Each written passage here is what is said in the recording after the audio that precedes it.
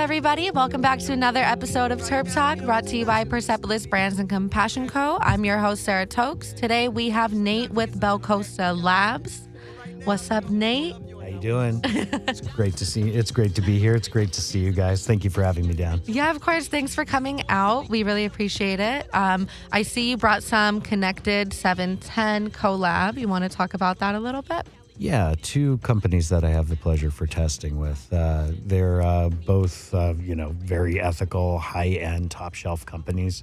In terms of what I like to smoke, it's pretty much right there. Yeah. And again, I have the opportunity to test for them. So I know that, not to sit here and go on a soapbox about, the lab I represent, BelCosta Labs versus other labs. But I know how hard we work. I know how much we strive to do a good job. And I know that there are, unfortunately less ethical practices out there. So it happens. Yeah, you got to be wary of that. So not to say that any other cannabis science that isn't BelCosta is a joke, but that's my best assurance is that, knowing my lab and knowing these companies that test with us and seeing what passes with them and how hard they work to make those products pass, it's golden. So I got to, of course, support them and run by my local store and pick them up when, of course, they make it through the rest of the retail supply chain. That's awesome. How long does it take for a product to get through testing and to get onto the shelves? Well under a week, depending on somebody's speed with regards to their supply chain itself. Mm-hmm. And especially when you get to what you call usually vertically integrated businesses that control their own supply chains, it's usually a little faster. So someplace like Connected, pretty quick because they control their own supply chains. They have their own grows. They're well linked in with companies like 710 to be able to make their own manufactured dabbable products. They have their own distribution. They have their own stores. Everything can happen really quick. Mm-hmm. And you can even through things like social media and through promos at the stores, even warm up your clientele, your consumers and patients to be able to understand what new products are coming out there. It's really kind of like and when we put it like this, I mean, that's no real different than any developed industry and what they do, to really weigh on real marketing potential and like any hype. Music industry does that. Yeah, Everybody will do that. Technology, right? Video games, they all do that. So this is, in some ways, just response to this little area of cannabis businesses just behaving like big boys. And it's kind of a cool thing to just see the more developed companies and how they're working. Not to say that's the only thing worth sticking to. Yeah. You got to love some of those small batch craft, rosin, based things as well. And although I didn't unfortunately bring too much of that with me. I know, today, Mike, what is that collaboration? Is that a live resin or is that a rosin collab? It looks like a BHO. It's a hydrocarbon extract. So I'm not immediately familiar with, and I didn't check out the COA before coming down. Whether or not it is, say, a butane extraction in that hydrocarbon description, or if it's a butane propane blend, usually you'll see that come up in the residual What's solvent the difference test. between the two? Which one would you say would be, I guess, healthier?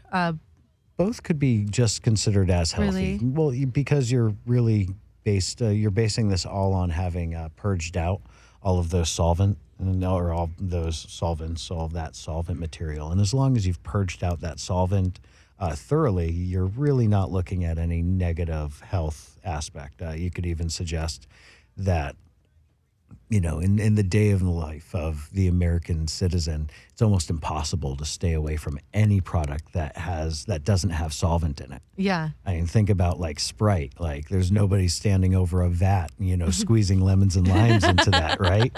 Like, there's a lemon extract and a lime extract, maybe extracted through solvents or through like a supercritical process, similar to what we see in cannabis. And that's what's getting added in a prescribed formulaic amount. So that kind of stuff and how that works is really in terms of where were we going with this? I'm sorry. It's okay. I was just asking a little bit about the difference between the pure BHO extraction and then the butane propane mix. Oh yeah, I got a little off topic. It's okay, right there. It happens. So with regards to that, what we're looking at with regards to a safe product. A safe product is something that we have had the opportunity to test. And in being able to test it, we've been able to assure that no amounts of those solvents are left over. So that's kind of the short end of it. Now, in terms of butane versus propane, they have different boiling points. Butane's got a boiling point of about 0 degrees Celsius, and propane about negative 39, negative 40 Celsius, if I recall correctly. They boil at different temperatures. Given that, propane would be more effective at boiling off at lower temperatures, therefore. But that doesn't necessarily point to the health, if the health aspect, if one of those chemicals was contaminating the end product. In every case, for something that, say, has to be California passed, it needs to be below what's called the action limit of those chemicals in the finished product. So has there ever been any issues to where there was like a bad batch of gas and you've seen it maybe? Oh, yeah, that totally happens. That would be more on the side of who's providing that solvent for extraction. But yes, bad batches of gas get through and they light up like a Christmas tree with all sorts of other types of contaminants and poisons. That's crazy. I've seen some concentrates before. It was a live resin sauce and the top had some, it looked like butane bubbles. Interesting. If that makes sense. Like the top was just crusty with bubbles, and then when you like poke with your dabber, you just got the scent of just gas. Then it went to a weird like oil at the bottom. Really interesting. So if there was enough butane to smell it like it was expressing itself in that form, it would be pretty poisonous. But there's a lot of... It passed testing. So there are a lot of, I'd like to, let's imagine that it was a good testing job done. And so we're going to talk about that possibility for a second. Because there are companies out there that do sort of seem to have a golden ticket, and there's stuff that that might not or possibly shouldn't pass, that may be through, the unfortunate oversight of the Bureau of Cannabis Control or anything, maybe kind of does get through there. Now, when you're talking about something that's ethically tested, and something that could be smelly and could be truly low on butane amounts, simply spoken, you're smelling other chemicals, gassy-ish chemicals other than butane. However, that doesn't mean that it was a good product. Usually when you get something kind of funky smelling there's something present from either the starting material or the extraction process itself that led to that funkiness. Oh, okay. So that doesn't necessarily mean it was a good product, even if it passed extraction. There are also, bear in mind, when you get to these panels, there are only so many different chemicals that are studied for. So let me just throw it out there that there are tons of poisons that may not make it into the actual testing panel that maybe somebody inadvertently introduced to the product, making it taste or smell funky. Just because something's a poison doesn't mean that it's actually on the cannabis panel, meaning it might not be getting tested for. And so you could consider something like vitamin E. Yeah. Remember that whole deal last year, right? Yeah. How much has happened since then, huh? Anyhow, that isn't actually a chemical that's tested for on the California panel. No. Even after everything that happened Even last after year? everything. No new chemicals have been added since, beginning of 2019, very beginning of 2019. No new chemicals have been added to the panel. That's insane. That's so crazy. Yeah. So, even vitamin E, it's like up to a company to say we don't have vitamin E and to test their products. But it's not even, the BCC doesn't even have a means. That's the Bureau of Cannabis Control again. And if for any listeners unfamiliar, that's the regulating body for California cannabis. Any of those companies that are abiding by that would be up to them and their own internal controls or their own internal marketing message to suggest that they don't use that cutting agent.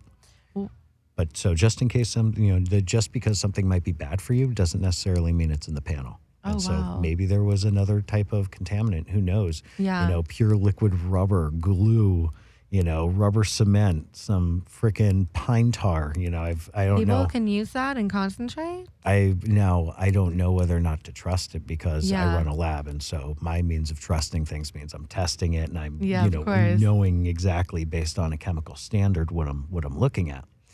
However, am I on Reddit? I'm always on Reddit. And always. There are plenty of people who are jumping up in mass in certain areas saying, hey, I've got something and it doesn't seem right here. And I think it may be pine tar and it's got these qualities. And other people are popping into those discussions saying, yes, I agree. And this kind Is of it the shatter that's been a lot of the shatter, a lot of middle America.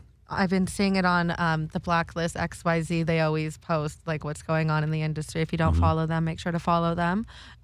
Great group. We love being a part of their efforts. Yeah, they're awesome. They promote so much positivity for the industry, cleaning up the industry, literally. No, they're awesome in terms of their responsiveness to what's going on out there, and just a special, if they're listening, thank you. Yeah, of course. To them.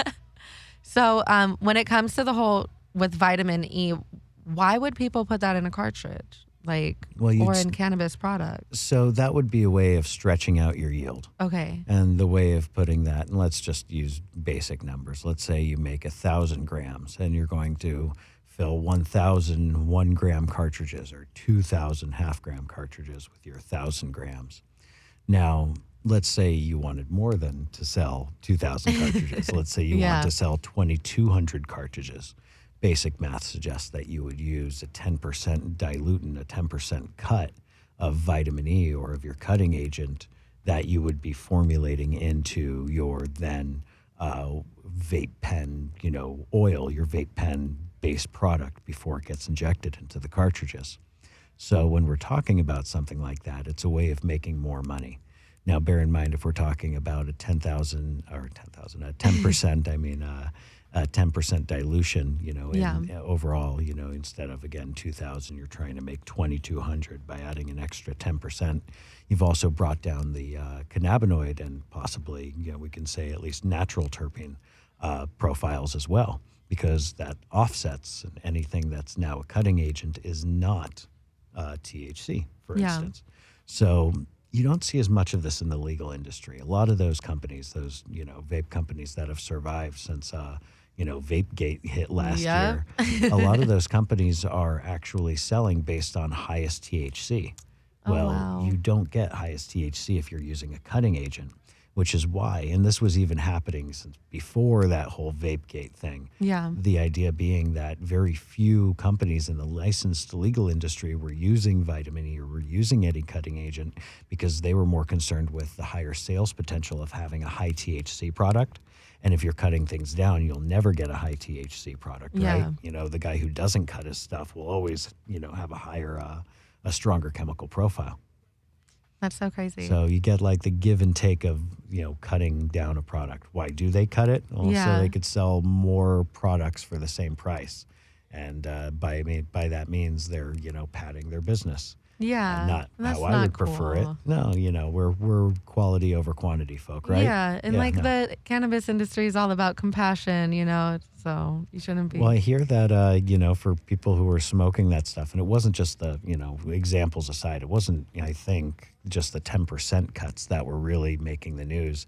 I think in a lot of these cases, it was the 50% cuts, the 75, the 90% cuts. Go figure that when you're vaping just this chemical that in no way should be vaped. Yeah, of course. And when the majority of what you're taking is this other chemical, that's when the issues start.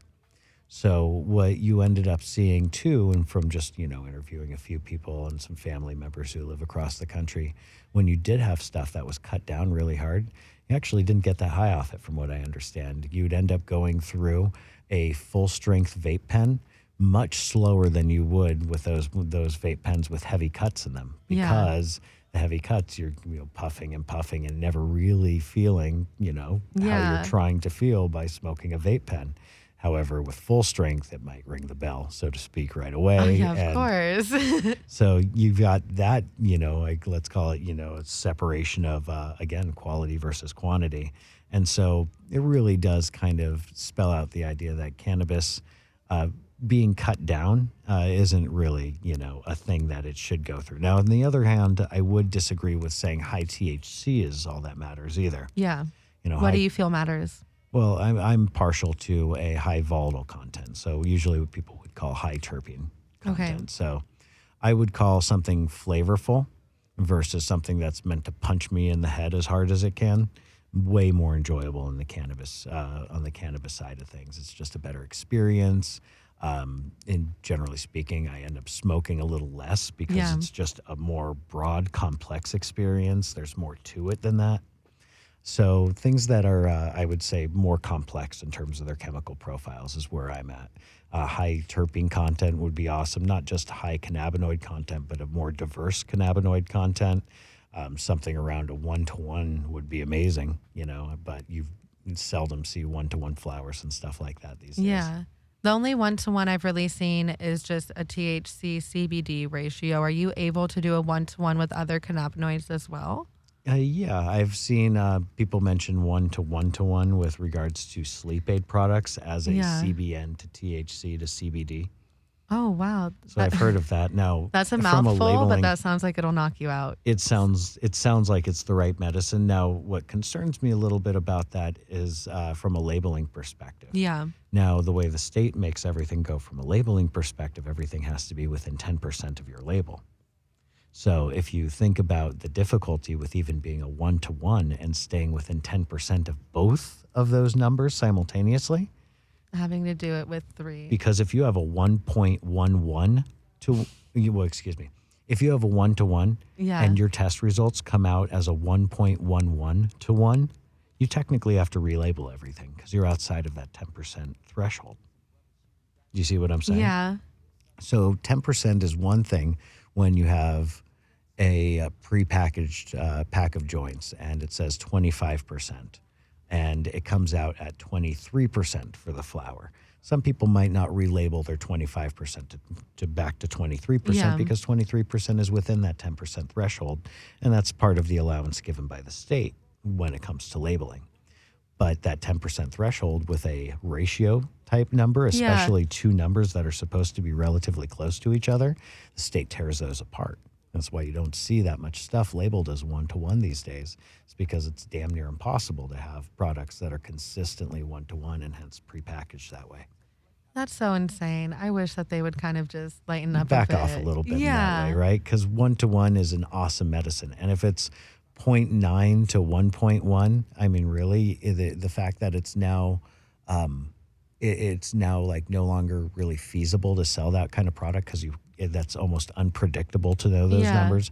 And so you'd have to relabel on the fly. And so now all of a sudden something that has the very personality, dialed into the DNA of that product being a 1-to-1, you can't even call it a 1-to-1 anymore. It seems so backwards. You have to call it like a 1.2 to a 1.1 or and you can't advertise as a 1.1 anymore either then because, right, you'd be outside of the label accuracy law. Oh my gosh. It's kind of silly, but that's in my opinion. Yeah. And of course, everybody looks at things differently, but that's why you don't see as many 1-to-1 ratio things out there. It's because of this difficulty that's been levied on the companies by the state, and you can clearly see that the state didn't intend for that. Yeah. But they didn't know what was going to happen. Yeah, they made their realize. bed. They have to sleep in it, even if after you write laws, if it doesn't make sense and you have that dough moment, I mean, you still have to wait now until a whole new wave of changes takes place and they can rider that one in, that change in with everything else. And I know.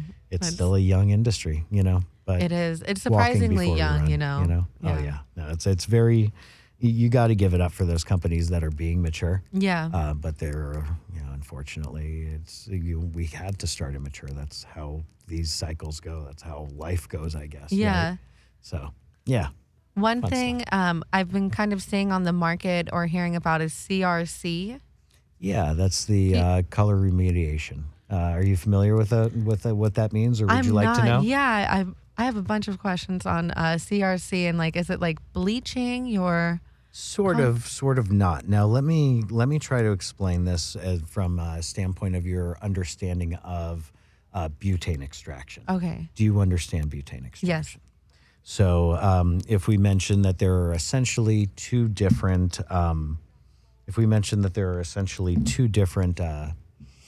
columns, if you will, two different chambers, and one of them is where your plant matter stays but comes in contact with the with the solvent, and the plant matter stays in that first column as the concentrate with the solvent is now flown to evacuated to a secondary chamber, often called the honeypot.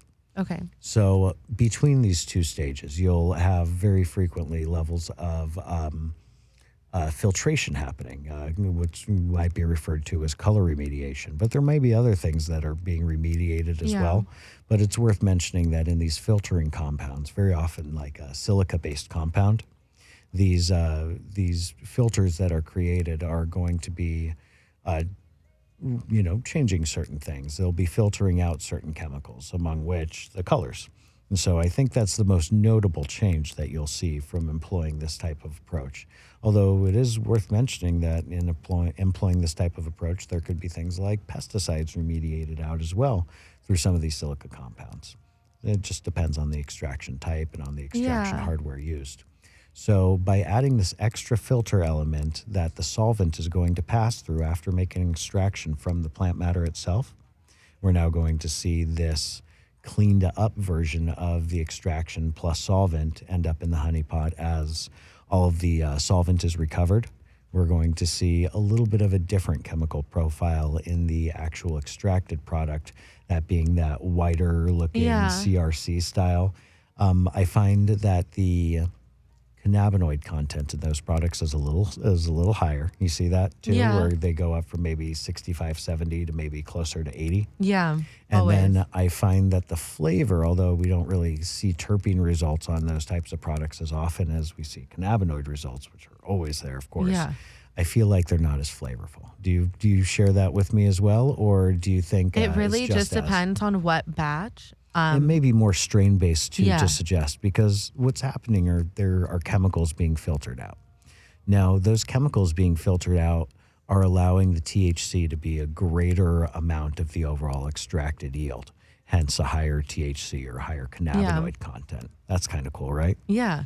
However, if we are cutting out other chemicals, which is, at the same time leading to these higher THC yields, if we're cutting out certain chemicals, that means that, in my opinion, some of these compounds, terpenes and the other volatile compounds, very likely are getting reduced. And it might just be me, and I've only had, to be honest, I've only smoked, like, in terms of some meaningful dabs, like through maybe 2 or 3 grams of CRC product. So, if you've tried, say, dozens there, Sarah, I'm willing to relent to that if you've seen, a greater cross-section of. I'll smoke on products and they're like, it's not CRC. And then you give them the look like, this is CRC. Like, there's no way that a live resin is looking pretty much white, like the caviar style. So it's interesting, but a lot of cannabinoids and even terpenes are pretty much clear to start with. It's cleaning. Really? It's a lot of the oxidizing that comes in. That leads to that even golden hue sometimes.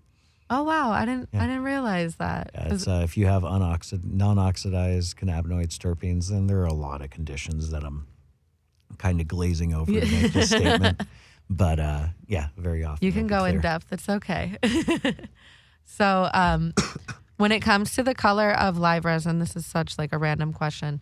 Sometimes you get that nice amber color, or sometimes you get kind of like the raw garden color, to where you get that nice yellow yet kind of distillate looking. Mm-hmm. Which one would you say is more potent? I know some extractors say like the amber is like the original live resin. So, we've got the whole idea of like a recombinant product in these kind of cases. And do you know what I mean when I say that? No.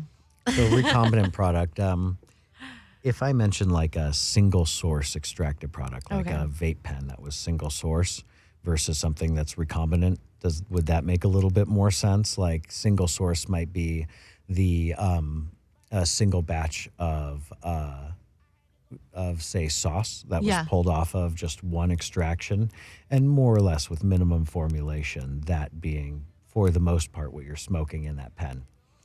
Then let's say there's the possibility that the diamonds themselves, in a product, or the distillate and the terpene products themselves may have come from vastly different places. Mm-hmm. In some cases, you'll even have that like enhanced sauce, where there might even be alternative botanical terpenes that have been formulated into a cannabis sauce that's been extracted a la hydrocarbon extraction. Yeah.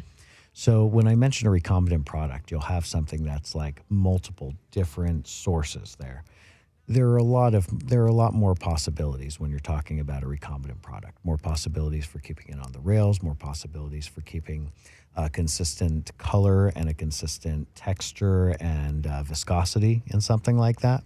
Versus a single source? Versus a single source. Oh, Single wow. source because it is what it is. And Yeah. if you want it to be single source and you wanted it to be runnier, and even if you have another source that you could blend it with that is runnier, Then it won't be single it source. won't be single source, right? Yeah. It's kind of like sort of the nature of a small batch type of product, when you think Yeah. about it in that sense, right? It might be, next time we extract that strain through that company, it might turn out different, hence, again, small batch to small batch. When we're talking about recombinant products, we're talking about something else. In the raw garden world, you want to know that whatever is your favorite strain, cotton candy kush or whatever it is, you want to know that it'll always be there. Yeah. That every time it'll taste as similarly to the last time you enjoyed it. And that business plan's gone really well for them. You don't hit that by making it a single source product. And we kind of turn into like what I like to consider to be those more formula-based products versus those single source products. And it's kind of easy to put this. I like to use orange juice as an example. So stick with me here. Take orange juice made from concentrate, right? Nobody makes orange juice from concentrate because they hate you. They make orange juice from concentrate because that's how you make a formula. Yeah. You have this many parts fresh spring water, and this many parts simple syrup, and this many parts orange color, and this many parts orange extract. Mix them together for this long at this temperature, and you come up with generic orange juice A, right? And generic orange juice A can be in every state, in every country, and because it's formula-based, it'll always be the same. And if you come back a year later, it'll still be the same. No blips, right? Yeah. That's how things that are formula-based goes. That's how, like, a lot of cheap beer goes. Like, even, like, if I'm not mistaken, like the whole Budweiser, Bud Light, even that's largely formula-based now. Yeah. Like a craft beer maker would never do that. Oh, of but course that's not. small batch versus commercial, right? And that's the point that's being made there. And look at orange juice now. Is orange juice made from concentrate exactly the same every time? And is there power to that? And can you have the exact same product with the same marketing all over the world? More or less, yeah. If you make fresh squeezed orange juice at your fresh squeezed orange juice stand on the other side of this dichotomy, on the other side of this spectrum, in that fresh squeezed orange juice, are you ever going to make the kind of money or have the kind of impact that large scale made from concentrate orange juice company is going to have? You're never going to have that impact. But are you going to make a better product? Hell, yeah, you're going to make a better product, right? Like you're making fresh squeezed orange juice. They're making stuff from concentrate. You made a single source product. They made a recombinant product. You made something that was minimum processed. They made something that was formula-based and always designed to be the exact same thing. Do you see the kind of difference? Yes. Now, what are we talking about sometimes when we see these different types of products? Well, when you're considering something recombinant and something that's formula-based and you talk about things like color, I would talk about how they have the opportunity through developing their formula to make it whatever color they want to within reason, right? Yeah. As opposed to other products, which might be lighter and darker sometimes.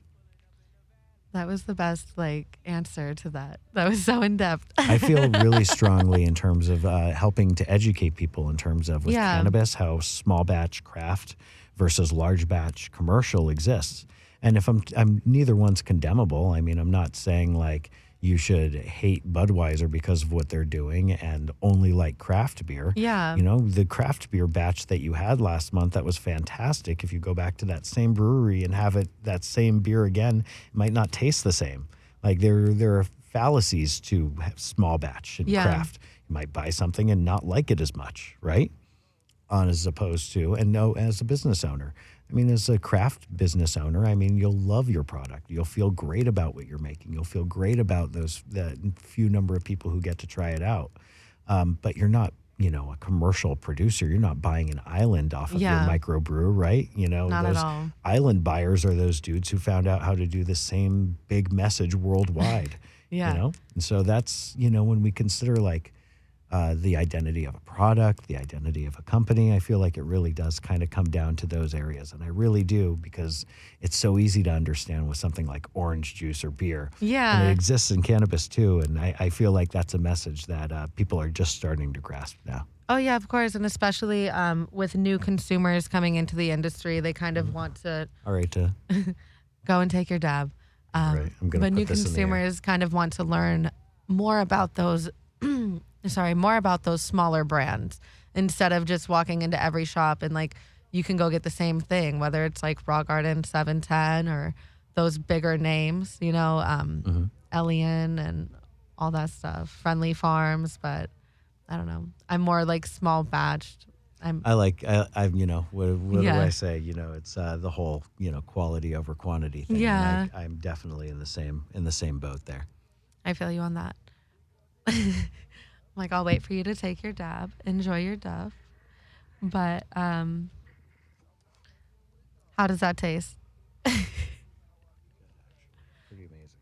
I'm really enjoying this collab that they've done. I'm thinking it might need to be a bit warmer though. We're gonna send this to you. Yeah. I like dabbing from the Puffcos and those little rigs. I have the Carta as well. It's the perfect dab every time when you do cold start dabs. So in traveling too, these things are amazing. I mean, Always. This little fucking rig has been to so many countries now. I can't. Oh, even I'm tell you. sure. I have like a rig that I just keep in my car. My Carta, I just keep it in my little cup holder, and then we good. I love how well these things fit in cup holders. I feel like, and I may as well be out with this bit of fame because I know you're not supposed to smoke and drive. Yeah. But isn't it uncanny how well this fits in a cup holder? Exactly. I'm like, come on, like you really expect us not to smoke and drive. Yeah, I think that's a hard one to get across because I feel like somebody could make a drinking and driving case the same way, but then you could make a whole drinking and driving isn't so bad if, people are doing it in the slightest amount of moderation. And I'm not, of course, decrying any levels of people getting, or I'm not condoning any levels of people getting drunk and, running people over. Yeah, of course. But with regards to certain states that have very low accident levels in terms of drinking and driving, but do allow some minor levels of drinking and driving or open container. That's kind of interesting. And so I think it might be a change that we may see for cannabis. Realistically, the one thing that I think is really unfair there were the shutdown of things like cannabis buses and having like limo services with, the opportunity to smoke and enjoy that. Yes and no. What do you think? This is coming from like insight. I used to work for both Green Line trips and Green Tours. Ooh, they were okay. So I'm really curious about what you have to say about this. They were like the premier Los Angeles tour company. I set up the Tommy Chong tour for them, so like it was a dope experience. Oh no, I'm good on a dab right now. I'll get lost. It was a really nice experience. Don't get me wrong, but there's a lot of, I'm trying to say this really nicely since we're on the radio. There's a lot of things that should not have been done in a cannabis business when it comes to misinformation to the consumers. Honestly, they would just choose a dispensary, take them there, go pretty much drop all their money, and then just like give them misinformation about what they were consuming. Okay, yeah, I don't like that at all. I could see. Yeah, it's I am gushing over a restaurant, and you worked in the kitchen, and you're like, no, dude, it's not that golden. Yeah, I guess what I see is it's dope if you have somebody to where it's like it's a good movement, and you want to actually educate these people instead of just entertaining them while they're high, playing movies for them on a bus and doing shit like that. Like you're driving around LA watching How High, smoking weed on a bus when you can be doing that at home. Yeah, no, I hear you there. That's not, you've educated me in that sense. I never took one of those trips. You haven't? I was bummed to learn, when that was shut down because I love getting high with other people. I love seeing new sights and experiencing things. But you're right. It could have been a curated tour about cannabis history in LA or about LA rock and roll or LA hip hop or instead of literally just driving around to Griffith Park and smoking weed in the bus. And when you put it down like that, I imagine that there was a little bit of a roll into the relationship with the dispensary. No. And so it's just it's just like you're going weed shopping. They're not explaining it to you. We're gonna get high on a bus together. and play some games and giveaways. I think that just leaves some room to have it done right in the future, I guess. Yeah.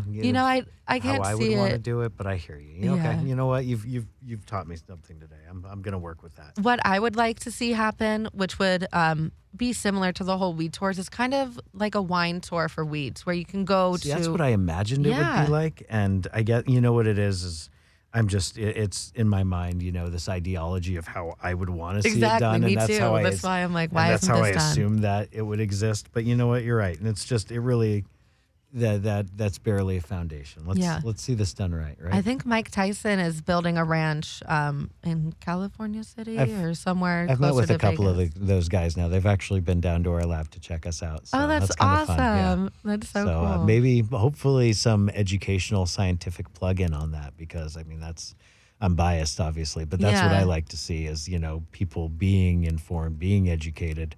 I'm caught in my science bubble and wanting to see people educated there, and to hear you give me a social lesson, and it's like, wow, there's so much to this industry. It's awesome.